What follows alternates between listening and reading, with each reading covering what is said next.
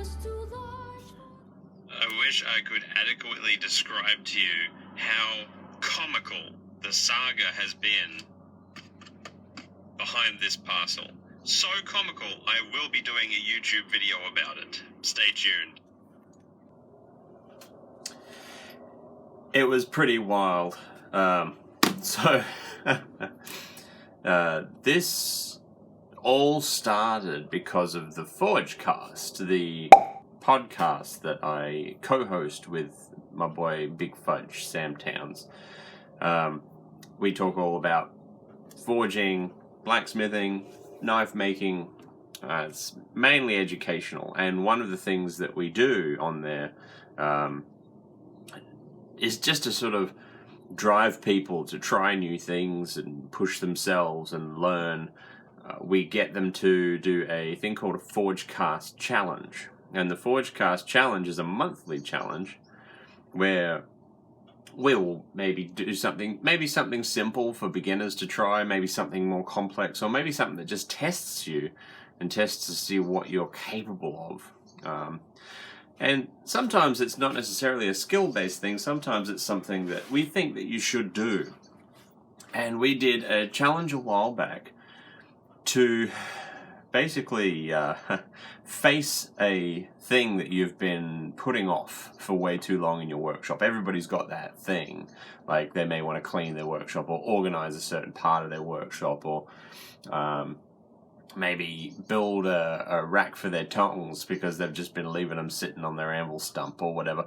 Just some little thing that you've just always thought, oh, I'll do that later. I'll do that another week or whatever. You never found the time for it. We wanted you to just do it and then show us. And we got some really cool people do the challenge and try new things and everything. But I pointed out in the ForgeCast on the episode where we announced it, it doesn't have to be something serious or work related. It could just be something sort of frivolous that you've just always wanted to have in your workshop, or a change you've just wanted to make just because it would be nice or whimsical. And mine was that I wanted to put a clock on the wall of my workshop, and you can see one behind me there. I wanted to put a clock in my workshop because I'm constantly wondering what the time is, and the only way I was checking was by pulling my phone out of my pocket and having a look at it, which I've been trying to do less of because I find I've been sitting and looking at it a little bit too much. And I thought, if I'm going to put a clock in my workshop, I mean, I had this $2.50 jobby from a shop in town. But if I put a clock in the workshop, I wanted it to be something that would just add a little bit of joy, a little bit of whimsy.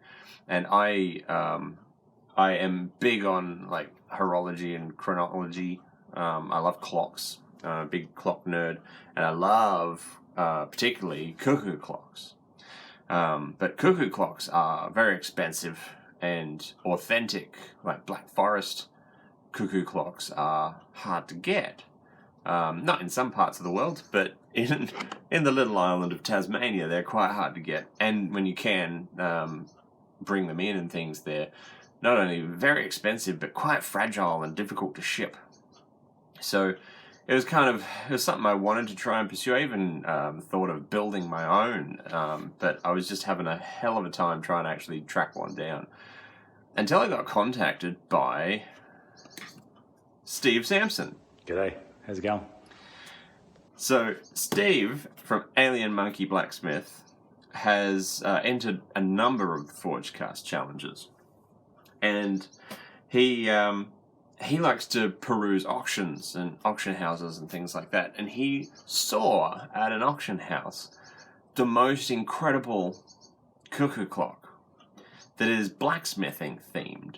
When the chime goes off, two blacksmiths start hammering on an anvil, the forge lights up, and when the window opens, a grumpy-looking Fraulein looks out to see what all the noise is about, and it's got a beautiful chime to it. I'll show you footage of what it looks like here.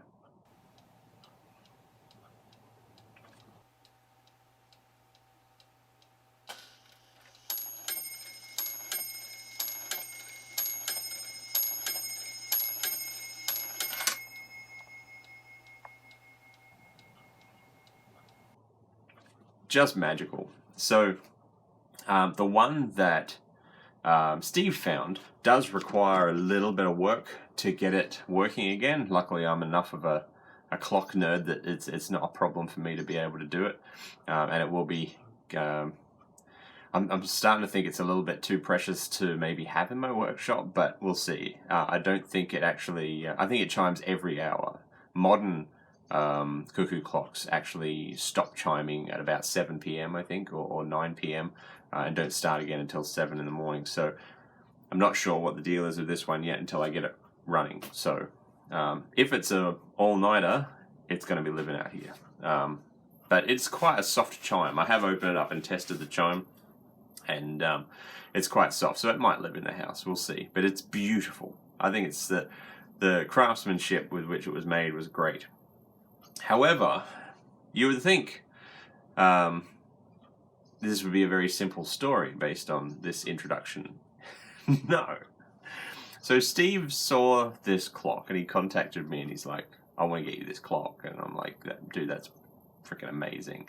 And he entered the auction, won the auction, despite there being other bidders. He fought through and he won the auction. And he got contacted by the auctioneers and they said, all right, give us your details of where it's meant to ship. And he said, oh, it's not going to me, it's going to a friend of mine, here's his details. And I'm like, cool. And that was the end of it. Anyway, weeks went by and hadn't shown up. And I thought something might be going on after it. It was about 2 or 3 weeks. And I'm like, it's only gone from, across the pond. It's not far, because it was within Australia. And so I contacted Steve and I'm like, any word? And he goes, oh, it was delivered like a week ago. And I'm like, not to me, it wasn't. Now I live super remote, like really remote in the sticks, and delivery drivers don't come to my address. So my mate Adam is awesome bloke. He runs the post office in the town nearest to me, and he gets when people send things to me, they send it to his post office basically, and then he lets me know, and I trek out and get it. And so I contacted Adam and I'm like, have you seen any ticking boxes show up? And he's like, no, nothing for you. And I'd been going and collecting parcels from other deliveries have been coming through, and I was like, that's a bit weird.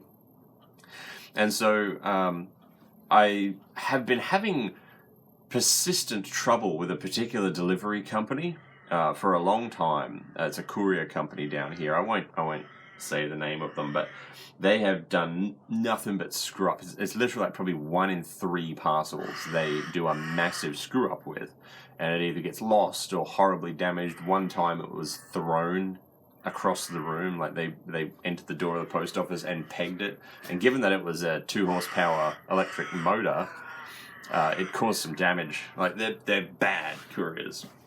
Anyway, I contacted Steve and I'm like, check to see who the auction house used to ship the parcel. Sure enough, it was them. It was that courier. And I'm like, oh no. So anyway, I contact the courier and I'm like, file a missing parcel report. They ignore me. Nothing. No communication whatsoever. So Steve contacts the courier company and he's like, what's going on? They respond to him and they say, no, it was delivered. It was a contactless delivery because of the COVID rules and all that sort of thing. But we will send the courier back out tomorrow and see what happened. Because on the tracking, it said it had been successfully delivered to Launceston, which is a city that is probably 30 kilometers away from me. And so they sent the courier back out, heard nothing. Steve had to chase them up again, and they're like, nah, it's been delivered. It's fine. The address was correct. Everything was fine. It's waiting for collection from the owner. And Steve's like, hang on a second, what? Waiting for collection? But he hasn't got any notices that it is ready for collection. And so, anyway, we all of us have had back and forth. By this stage, Steve's contacting him, I'm contacting him, Adam's contacting him, like everything. And meanwhile, I go down to the post office and I'm talking to Adam about this situation, like literally having the conversation with him. And while we're there, I'm about to leave. I'm literally about to leave Adam's shop and go home, have some lunch. Anyway, this courier, a van branded from this courier, drives up to the front of the post office, and Adam's like, "Oh, don't go yet. The sun doesn't get you." He's like, "That's the courier. They might be delivering it. It might be your parcel." Anyway, so the courier gets out, not carry anything except a piece of paper, and he comes in and he says to Adam, "I'm here to collect a thing that's being shipped back." And Adam's like, yep, cool. Adam walks over, grabs this big box, gives it to the courier. The courier's like, "Thanks, sign here," and goes and takes the box. And I'm like, wasn't me. It wasn't my parcel. I was within a meter of the clock. That was the clock. What happened was the auction company did not put my details on the box. They put a fusion of my details and Steve's details on the box. So it was my address with Steve Sampson's name. And Adam doesn't know Steve Sampson, so he just saw a box for Steve Sampson delivered to his post office, and he's like, "I don't know who this is." And he had no reason to tell me about it, because it's like that sort of thing happens all the time. It's just normal. And the courier, despite all of their past screw-ups, actually did everything right. And I could, if I'd been any closer, I would have heard the ticking from inside the box. Like, it walked past me, I was looking at it. So we contact the depot, the courier's depot, and we're like, "We need to get the number of this driver." The box is on here. It's on his truck, and he's still out. He's got it in the back of his truck. We know where the box is. This parcel that we've been arguing with you for weeks about, we know where it is. It's just, we know that it's been mislabeled is what the problem is.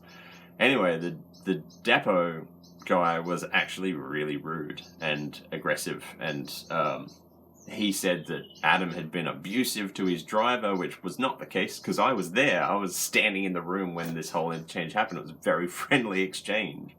Both the driver was nice and Adam was nice, so that was just a lie. And this guy was just fed up with dealing with customers, I think, so he was making stuff up. Anyway, he wouldn't give out details. So anyway, I tried calling. Being the sweet talker that I am with my caramel baritone, I dipped into the old skill set of sociology, and with a little bit of roundabout discussion, I got the driver's name and number, and I contacted the driver and convinced him to meet me at have a dodgy meeting at a petrol station, about halfway between where I live and where he was delivering. And he came out and, against all regulation, gave me the box that was not addressed to me. Very unprofessional when you think about it, but I think they were just sick of Steve and I just constantly onslaughting them with, like, "We need to get this freaking clock." This clock it's like a special clock.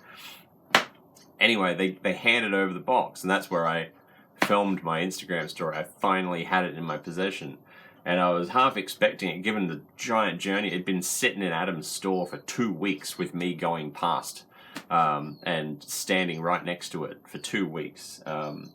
And I was expecting that it'd probably be damaged or something, but luckily the auction company, despite their screw up with the labeling, packed it immaculately. Like, it was so well packed in that box, a bomb could have gone off next to it, probably would have been fine. And the clock is in immaculate condition, with the exception of the state that it was in when they sent it. Like, it was not sent in a functional state. The auction was for. It's quite a rare clock. It is a genuine Black Forest that was made probably in the 70s. And so, what's that? It's 50 years old. But I have given it a once over, and the parts that it needs to be functional are things that I can fabricate myself. So it will be up and running again.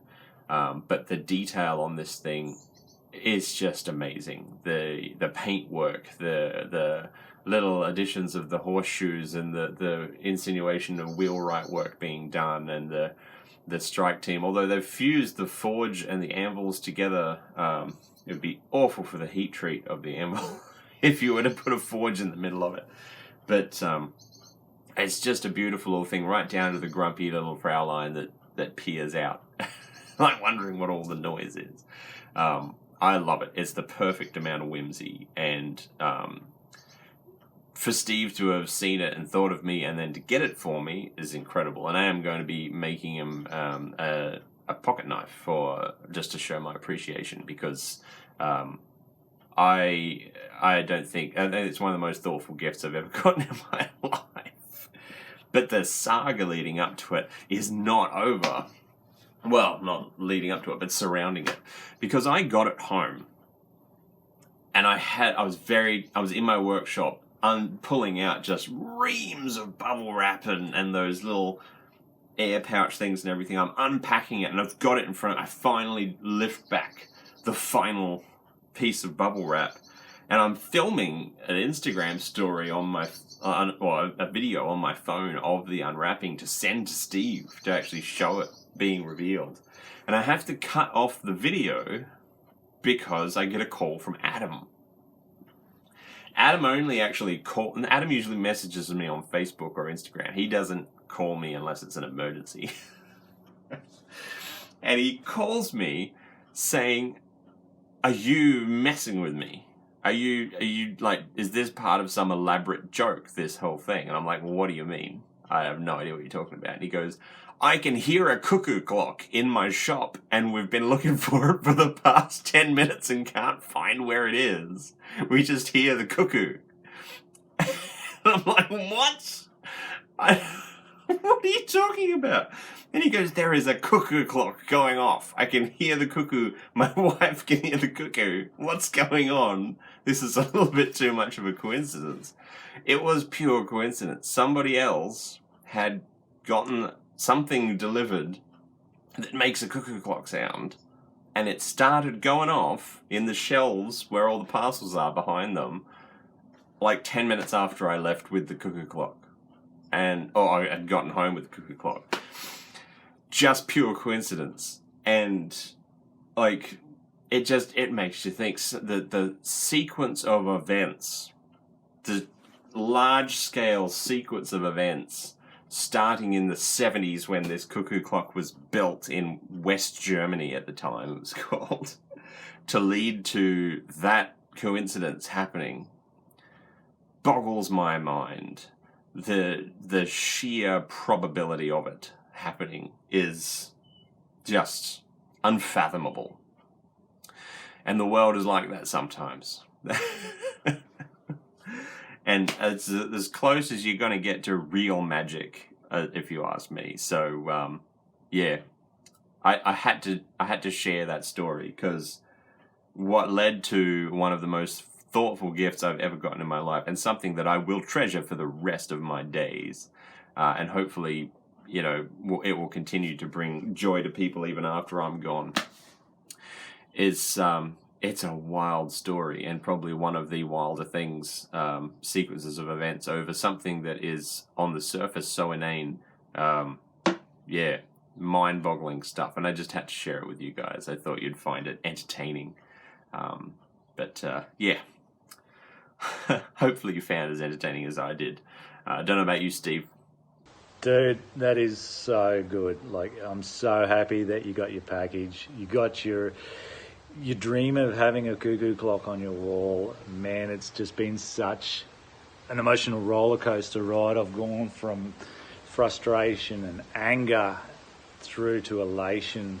Man, to see that package on your front seat just was such a joy. And for me to be able to bring that joy to you has just been an absolute pleasure. I hope you enjoy the package. It's brilliant. make sure you do go follow Steve. He's got an awesome YouTube channel and a Instagram profile, which is, you can get to see all of the wonderful creations that he comes up with. He is a talented guy. You may remember he did the dragon tongs, or dinosaur tongs, destroyer of macadamia nuts. He also won our first ever ForgeCast competition, where you had to make some jewelry, forged jewelry, and he did a really amazing job with it too. I'll post some of the photos here, so make sure you follow him. I've got his details just here at the bottom of the screen. But yeah, hopefully everyone else enjoyed that. I have got a slew of new videos coming out soon. I'm doing another collab with Dr. Anthony Carroll, which you don't want to miss if you do any sort of work in the grinding room with a 2x72 or even a 2x48 or a 2x96 or a 1x30. This will be a very, very interesting video for you to watch. I have part 2 of my nail binding series coming out soon, and also a couple other videos which I'll keep as a surprise because they're going to be pretty cool and pretty interesting and hopefully educational. That's the main purpose of those. And one of them is a competition entry which you can help me with. So yeah, stay tuned for that. Big thanks to all my Patreon patrons, and if you'd like to join that family, who will be shouted out at the end of the video, all of the links are in the description below, and I hope you're all doing very, very well. And a special big thanks to Steve at Alien Monkey Blacksmith, without whom I would not have this awesome, awesome new addition to my shop. I'm going to treasure this to the end of my days. Thanks, mate. My grandfather's clock was too large for the shelf, so it stood